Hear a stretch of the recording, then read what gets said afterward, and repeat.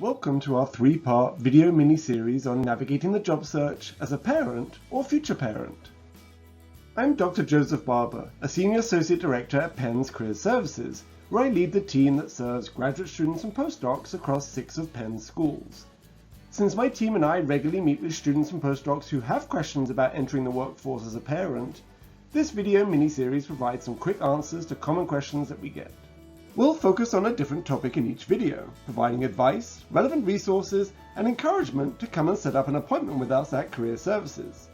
In this video, we'll be covering some general resume advice. Feel free to pause the video to take a closer look at some of the information shared on the screen, and make sure that you download the resource sheet that accompanies this video in the description below to get links to all of the resources we mention.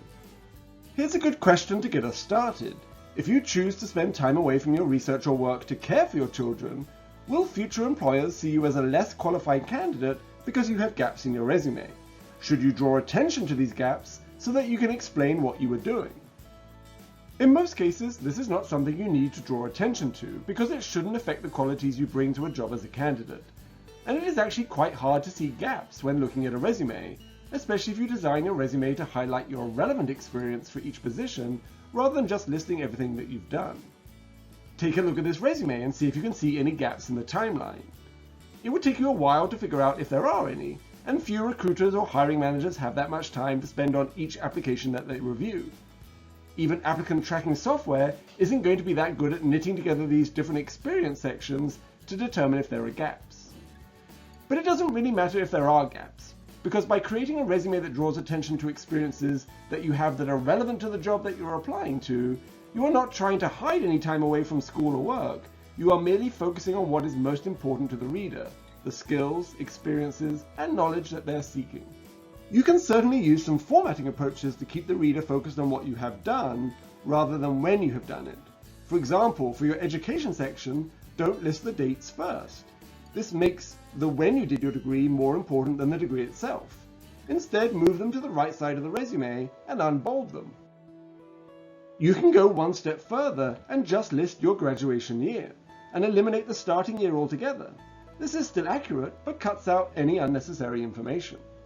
For your relevant experience section, you should also shift the dates from the left side of the resume to the right side so that you de-emphasize the when you were working. This has the benefit of then emphasizing more effectively the role you played and the skills that you used in your different roles. The relevant experience section is a very useful part of your resume. It encourages you to highlight all of the experience relevant to the job that you're applying to. And yes, that means customizing a resume for each application that you send.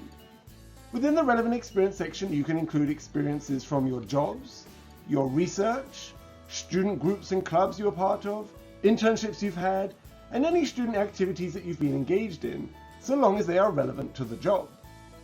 The important aspect of the relevant experience section is that you have chosen to only talk about relevant experiences, and to exclude those that are not relevant.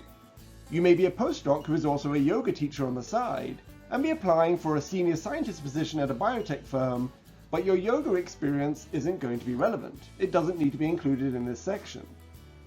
Now, you can have other types of experience sections in your resumes. These can be places to describe other experiences that you've had that may not be directly relevant to the job you're applying to, but may include transferable skills that are. If you are applying to be a program manager for a non-profit focused on public health initiatives, then talking about your volunteer experiences as part of a community organization can give the reader the sense that you care about the type of work they do, for example. But even volunteer experiences can fit in the relevant experience section if the skills you used are directly applicable to the job that you're interested in. The more you know about the organization and the job you're applying to, the easier it is to highlight relevant experiences on your resume. Take a close look at each job description and highlight some of the keywords associated with the role. For some jobs, LinkedIn can help you see how the skills in your profile match keywords from the job. These then are some of the keywords you will need to integrate into your resume. Another way to learn more about the skills needed in the roles you are interested in is to speak with people who already have those positions. This is where networking is going to be helpful again. Need a quick primer on how to do this? Then make sure that you've watched part 1 of this mini-series that focuses on career exploration. There are plenty of resources on resumes and job application materials on the Career Services website. Take a look at the resource sheet listed in the description below this video to find links to these tools. If you are looking for feedback on your resume and are in one of the schools served by Career Services, then log into Handshake and schedule an appointment to meet with an advisor. Make sure to watch part 3 of this video mini-series to learn more about best practices for handling the interviewing process.